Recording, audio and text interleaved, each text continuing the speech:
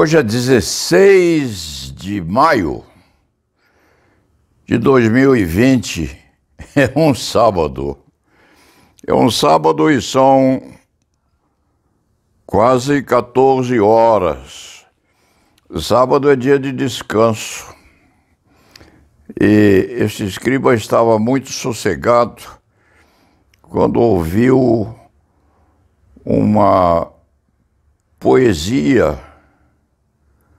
Ouviu um pedaço de poesia de Vinícius de Moraes, acho que é de Vinícius de Moraes, porque hoje é sábado.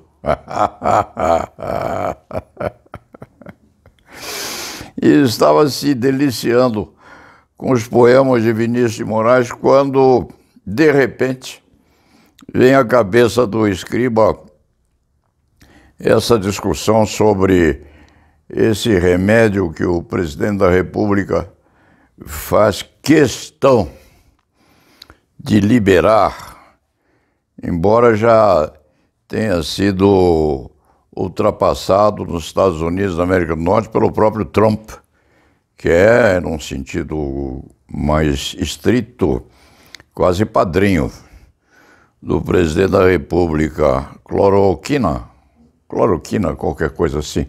Também, se for outro nome, não tem importância. O que importa é o remédio em si. E este escriba ficou impressionado, primeiro foi ontem, com a renúncia do ministro da Educação, não. O ministro da Educação não vai embora, devia ir, com o ministro da Saúde, e preocupado, inclusive, com quem viria a substituí-lo.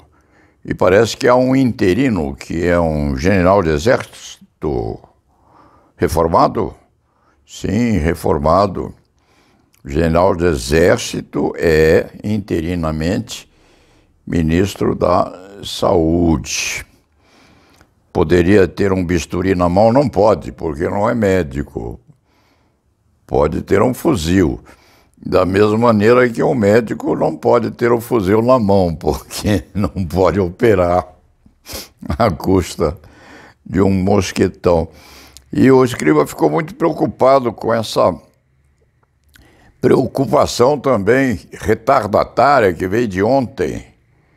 O ministro da Saúde deve ser médico, precisa ser médico.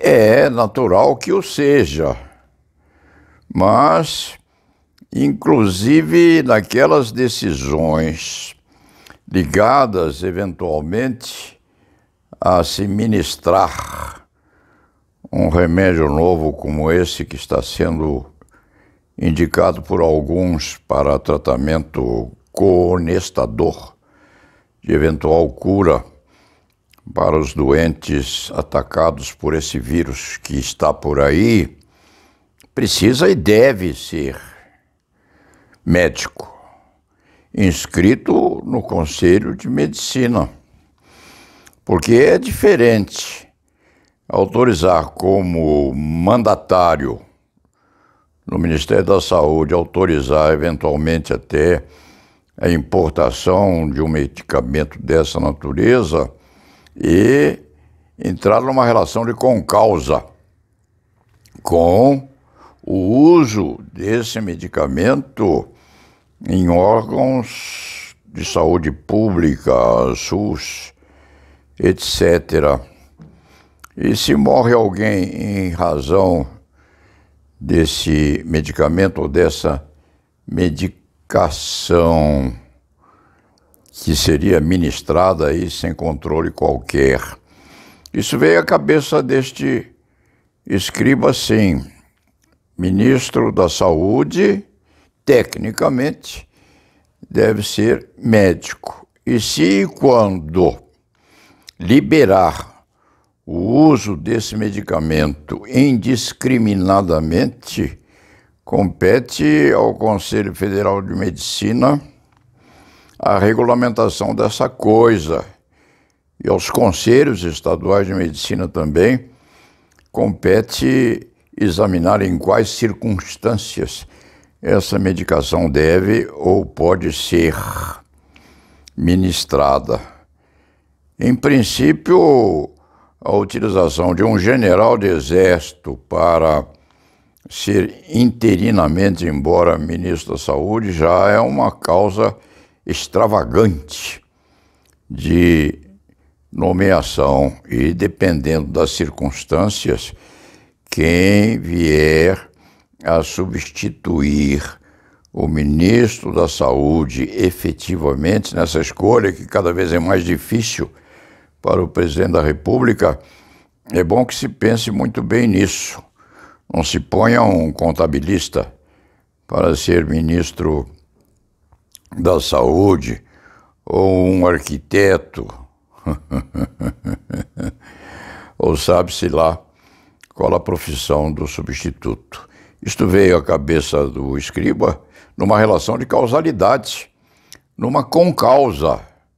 E dependendo das circunstâncias, se morre alguém depois de ser medicado com essa substância largamente delimitada ou largamente ampliado o seu uso em órgãos públicos, a relação de causa e efeito no campo do direito penal não é tão remota assim, não. Seria necessário, seria preciso que os órgãos técnicos realmente liberassem essa substância para ser utilizada na medicação. Já se vê que na própria lembrança disso hoje, porque hoje é sábado,